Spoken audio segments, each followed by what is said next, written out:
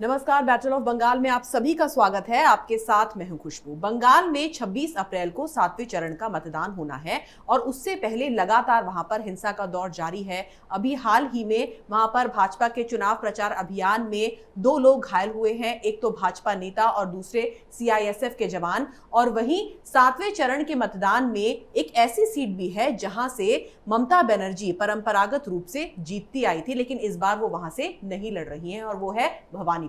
इसी पर बातचीत करने के लिए हमारे साथ स्टूडियो में मौजूद हैं कैपिटल टीवी के editor in chief doctor Manish Kumar. Doctor साहब, बहुत बहुत स्वागत है। धन्यवाद। डॉक्टर साहब, सबसे पहले बात करते हैं भवानीपुर सीट की, जिस सीट पर इस चरण में मतदान होना है। ममता ने ये सीट क्यों छोड़ी थी? देखिए, ममता बनर्जी भवानीपुर क्यों छोड़ी, नंदीग्राम क्यों गई, इसके कई सारे कारण हैं। लेकिन पहले, क्योंकि अब 7वें चरण में भवानीपुर में इलेक्शन होना है और ये ममता बनर्जी के नाक का सवाल है। वो इसलिए क्योंकि कई सारे लोगों ने वहाँ पे, हम लोग जब बंगाल में थे तो बड़े बड़े लीडर्स वहाँ को रैलियाँ नहीं कर रहे थे। वहाँ पे चाय के दुकानों पे, जो वहाँ पे कहते कि भाई अड्डा, तो अड्डे उड्डे पे जाकर के जहाँ पे चाय पी रहे हैं, घर में जाकर के बातचीत कर रहे हैं। और बड़े बड़े लीडर्स, छोटे मोटे लीडर्स नहीं, छोटे छोटे कार्यक्रम वहाँ पे हुए थे। हमें भी मौका मिला था वहाँ जाने का। तो अब देखिए, वहाँ ममता बनर्जी भवानीपुर छोड़ी क्यों? इस वजह से नहीं कि नंदीग्राम में बहुत प्रेम था उनको। वो इसलिए छोड़ी क्योंकि जो पिछली बार जब चुनाव हुए थे लोकसभा के, तो अब तो बैलेट का सिस्टम नहीं है। पहले क्या होता था कि बैलेट जो लोग डालते थे और सारे बैलेट्स को इलेक्शन कमीशन वाले गिनती के पहले उसे मिक्स कर देते थे, तो जिससे पता नहीं चल पाता था कि किस इलाके में किसे कितना वोट मिल रहा है। लेकिन अब तो ईवीएम की काउंटिंग है, उसको तो मिक्स किया नहीं जा सकता। तो एग्जैक्टली आपको पता चल जाता है कि किस बूथ से, किस इलाके से, किस पार्टी को कितने वोट मिले। ठीक है, तो जो लोकसभा के चुनाव में जो भवानीपुर असेंबली कंस्टिट्यूएंसी है, उसमें ममता बनर्जी बीजेपी से पीछे थी। ये लोकसभा का इनपुट था। अब जब ममता बनर्जी चुनाव लड़ने के लिए तैयार हुई, जब हालांकि ये तो पूरा प्रशांत किशोर हैंडल करता है, तो वहाँ पे ज़रूर उसने सर्वे कराया होगा और सर्वे में ममता बनर्जी हारती हुई नजर आ रही थी। अब ये अपने आप में बहुत बड़ा एक मापदंड है कि अगर सिटिंग चीफ मिनिस्टर हार रहा हो तो ये समझ लीजिए कि चुनाव में कुछ सुनामी आने वाला है।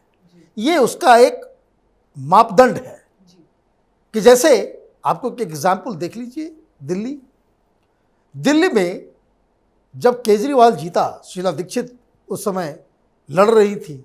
शीला दीक्षित अपनी सीट गंवा गई तो कांग्रेस पार्टी कैसे गायब हो गई?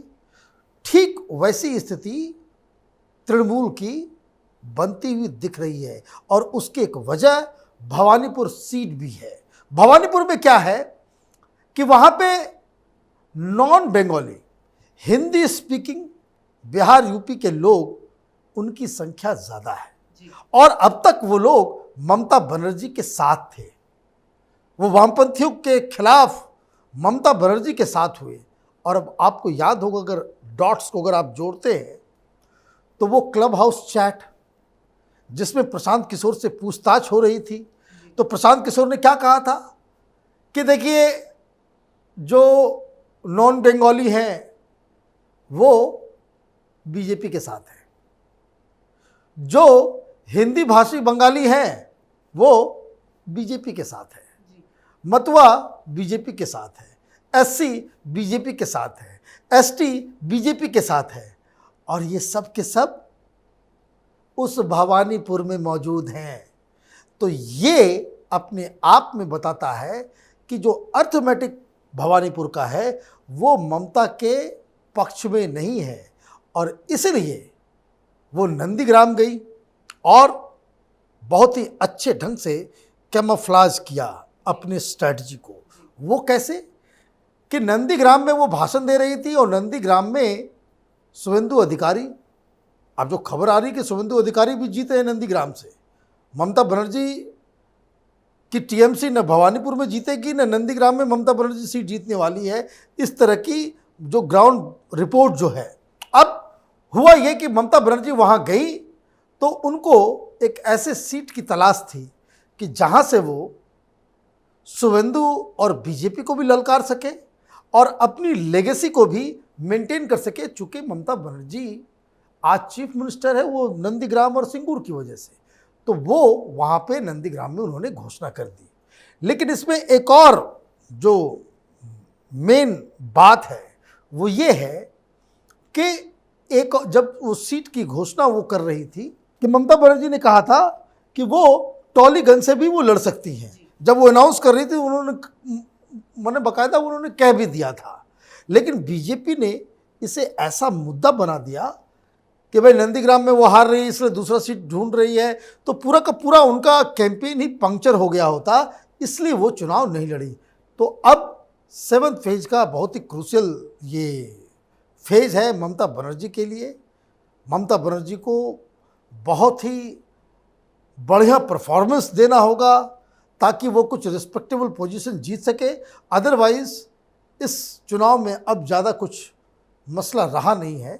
भारतीय जनता पार्टी काफ़ी आगे चल रही है। जी, और डॉक्टर साहब जिस तरीके से भवानीपुर सीट की बात हुई, तो बंगाल के अंदर ममता बनर्जी के साथ एकाएक ऐसा क्यों हुआ कि वो ना हिंदुओं को खुश कर पाई, ना मुसलमानों को, ना बंगालियों को और ना गैर बंगालियों को? देखिए, जब आपकी राजनीति वो किसी विचारधारा पे आश्रित नहीं हो, आपके पास कोई पॉलिसी नहीं हो, आपके पास कोई प्लान नहीं हो, कोई योजना नहीं हो, भविष्य का कोई रोड मैप नहीं हो, और आप लोगों के सेंटिमेंट्स, गुंडागर्दी, दादागिरी, इसके आधार पे आप राजनीति करते हैं, तो एक ऐसा वक्त आएगा कि जब आपको लोग घृणा करने लग जाए।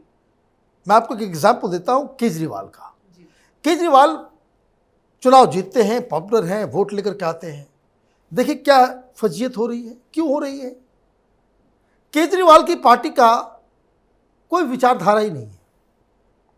ये लोगों के सेंटिमेंट्स को, लोगों की नाराजगी को, लोगों के गुस्सा को, लोगों के फ्रस्ट्रेशन को वो राजनीतिक टूल बना करके लोगों को भ्रमित करके वो चुनाव जीतता है।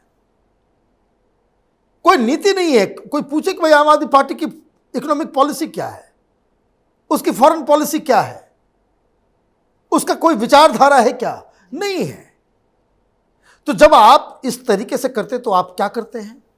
भाई यहां वोट लेना है, टोपी पहन लो, जालीदार टोपी पहन लो, चादर चढ़ा दो, मुसलमानों को खुश करना है तो ये कर लो, भाई दलितों को खुश करना है तो रोड पे झाड़ू मारना स्टार्ट कर दिया। आप तरह तरह के काम करने शुरू कर देते हैं। ममता बनर्जी इसी में फंस गई।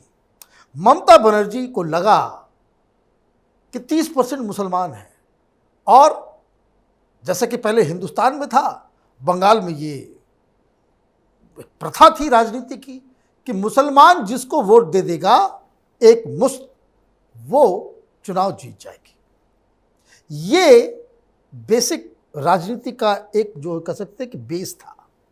उसी के ऊपर वामपंथियों ने राज किया, उससे पहले कांग्रेसियों ने राज किया, और मुस्लिम वोट अलग हुआ तो वो बिल्कुल खत्म हो गए। ममता बनर्जी वही काम कर रही थी। लेकिन ममता बनर्जी को ये इल्म नहीं था, ये अकल नहीं थी कि आप 30% को खुश करने के चक्कर में आप 70% को नाराज कर देंगे, और यही उनसे हो गया। जो चीज़ें जो बंगाल, अब देखिए, मैं बहुत सारे लोग मिलते हैं बंगाल में, कोई पूछे भाई उर्दू को सेकंड ऑफिशियल लैंग्वेज बनाने के क्या मतलब है? मुसलमानों को खुश करने के अलावा उर्दू क्या है? उर्दू कोई इस्लामिक लैंग्वेज है? उर्दू तो मिली जुली लैंग्वेज है, कोई उसका धर्म से लेना देना नहीं है। उर्दू और बांग्ला की लड़ाई में पाकिस्तान से बांग्लादेश अलग हो गया, और ममता बनर्जी है वो पाकिस्तानी के गजल सिंगर को बुला रही हैं, तो उर्दू को सेकंड लैंग्वेज आप बना दे रही हैं। ऐसी क्या पड़ गई जरूरत आपको? अब उसके बाद आपने इमामों को पैसे देने शुरू कर दिए। चलिए ये तब भी ठीक है। अगर आप, मैं ये कहता हूं कि अगर आपके पास कोई गरीबों के उत्थान के लिए कोई प्लान है, कोई योजना है, तो सरकार के रूप में आपको तो हिंदू, मुसलमान, सिख, ईसाई नहीं देखना पड़ेगा। लोग 50 तरह के क्रिटिसिज्म करते हैं, भाई मोदी जो है हिंदुत्व, फासिज्म, ये वो। माइक्रोस्कोप लगाकर इन लोगों ने देख लिया कि चाहे वो बिजलीकरण की जो बात हुई, पूरे देश में बिजली पहुंचाई गई, क्या किसी मुस्लिम इलाकों को छोड़ दिया गया? चाहे वो गैस सिलेंडर देने की बात हुई, गैस कनेक्शन देने की बात हुई, किसी मुसलमानों को छोड़ दिया गया? चाहे प्रधानमंत्री के द्वारा घर बनाने की जो योजना है, किसी मुसलमान को छोड़ दिया गया? नहीं छोड़ा गया। लेकिन आपने जो योजना बनाई, किसके लिए बनाई? तो आपने आर्थिक आधार पे आपने कहा भाई गरीबों को देंगे। ममता बनर्जी ये समझ नहीं पाई। ममता बनर्जी मुसलमान के इमामों के लिए, भाई पंडित को भी दो। जब इमाम में कौन सा उसमें हीरा जरा हुआ है? मौलानाओं को दे सकते हो, पंडितों को क्यों नहीं? फादर को क्यों नहीं दोगे? पादरी भी बहुत, उनको क्यों नहीं दोगे? बौद्ध भिक्षु को क्यों नहीं दोगे? लेकिन आप घृणित किस्म की कम्युनल पॉलिटिक्स करें और सेकुलर भी कहलाएं, तो लोग तो बेवकूफ नहीं है। लोग धीरे धीरे उसको समझने लग जाते हैं। और इसीलिए एक तो नाराजगी थी ही, लेकिन वो पूरा का पूरा सर के ऊपर चला गया जब दुर्गा पूजा में विसर्जन के लिए हिंदुओं को कोर्ट से ऑर्डर लेना पड़ा। सरस्वती पूजा के दौरान कई जगहों पे सरकारी स्कूल में देवी सरस्वती की मूर्ति को तोड़ दिया गया मुसलमानों के द्वारा, और वहां पे ये मूक दर्शक बनी रही। इन्होंने कुछ नहीं किया। खुलेआम वहां पे गुंडागर्दी होती है। सारा जो कॉन्ट्रैक्ट है, सरकारी कामकाज है, वो सब मुसलमानों के हाथ में है। तो लोग उससे नाराज हो गए। और आखिरी जिसको कह सकते कि इमीडिएट कॉज वो ये हो गया कि जब उनके सामने कुछ लोगों ने कहा जय श्री राम, तो वो बाहर निकल के ये कह रही है कि আমাকে गाली দিচ্ছে। जय श्री राम कोई बोल रहा है तो हमको कोई गाली दे रहा है। जय श्री राम को आपने गाली कह दिया। तो अब देखो पूरे बंगाल में जय श्री राम हो रहा है। तो ये वजह है कि ममता बनर्जी न घर की रह पाई, न घाट की रह पाई। मुसलमानों को तो खुश करने के चक्कर में ठीक से मुसलमान खुश भी नहीं हो पाए, और हिंदुओं की भी नाराजगी ममता बनर्जी मोल ली। जी डॉक्टर साहब, बहुत बहुत शुक्रिया इस तमाम जानकारी के लिए। धन्यवाद। तो कहते हैं कि प्यासे को अपनी प्यास बुझाने के लिए खुद कुएं तक जाना पड़ता है, और उसी तरीके से ममता बनर्जी कुओं की तलाश में इधर से उधर भटक रही हैं। कभी वो नंदीग्राम का रुख करती हैं, कभी भवानीपुर का, तो कभी टॉलीगंज से चुनाव लड़ने की बात कहती हैं। ममता बनर्जी ने बचपन में अपनी किताब में जरूर पढ़ा होगा, लेकिन अब शायद भूल गई होंगी कि बोए पेड़ बबूल का तो नीम कहाँ से होए। अगर आपको हमारा वीडियो पसंद आया तो इसे लाइक करें, शेयर करें और कैपिटल टीवी को सब्सक्राइब करें। नमस्कार।